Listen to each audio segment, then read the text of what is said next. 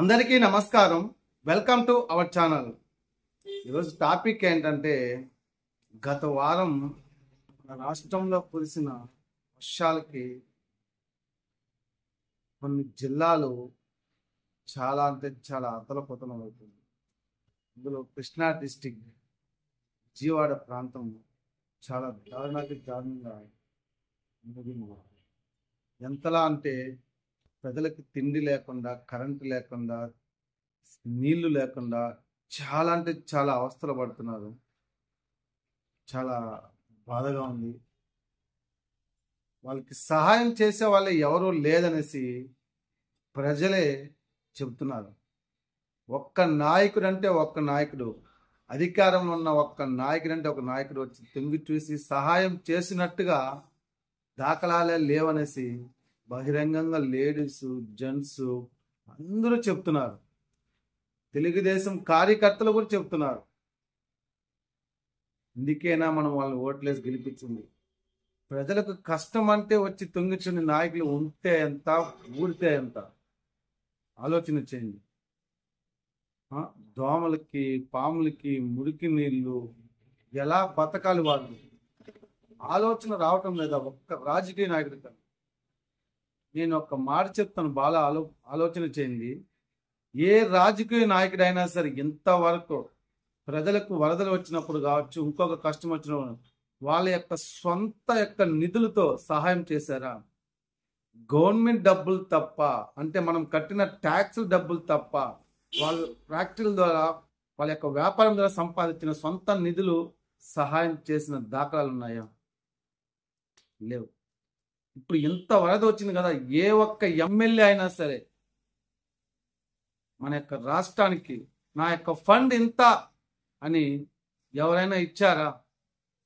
అది ఆపోజిట్లో ఉన్నా సరే, అధికారంలో ఉన్నా సరే, ఏ ఒక్క రాజకీయ నాయకుడు, ఎమ్మెల్యే కావచ్చు, మంత్రి కావచ్చు, ఆఖరికి ముఖ్యమంత్రి కావచ్చు, లేదు. దాఖలాలు లేవు అసలు. మరి ఎందుకండి? ఎందుకు? మీరు ఒక మనుషులను తెలుసుకోండి.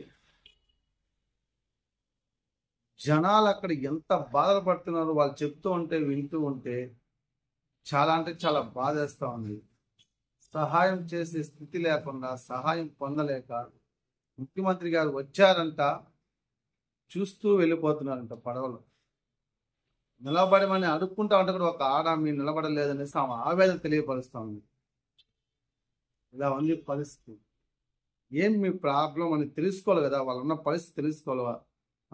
అన్నీ మీకు అందుతూ ఉందా, పంపించాము అని తెలుసుకోవాలి కదా. ఇది తప్పు పట్టడానికి చెప్పడం లేదండి. ఈ విషయాలన్నీ ప్రజల యొక్క ఆవేదనను నేను తెలియపరుస్తున్నాను. వాళ్ళు అక్కడ తెలియపరుస్తున్నది నేను చూశాను. అది ప్రజలందరూ కూడా ఆలోచన చేయండి. ఇలాంటి నాయకులా మనకు ఉండాల్సింది ఆలోచన చేయమన్నా. ఏ నాయకుడు వచ్చినా సరే మనకేమి చేసేదేం లేదు. మన యొక్క డబ్బులే మనకి ఇస్తాడు. అంతేగాని తన యొక్క సొంత గూట్లో ఉండే డబ్బులు అయితే ఇచ్చిన దాఖలాలు అయితే ఏ నాయకుడు ఇంతవరకు లేదు. ఒకసారి రాడు కూడా అనుకుంటాను అదేసి.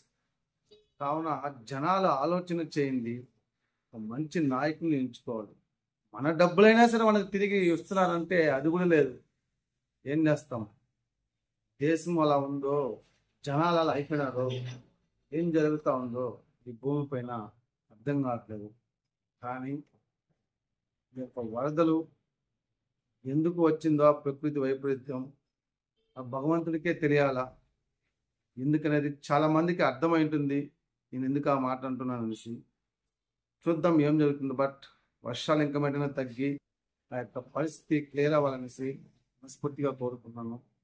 ఇప్పటికైనా సరే నాయకులు, ఆపోజిట్లో ఉన్న నాయకులైనా సరే వెళ్ళి సహాయం అందించాల్సిందిగా కోరుకున్నాను.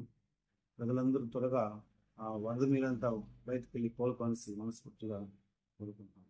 Thank you.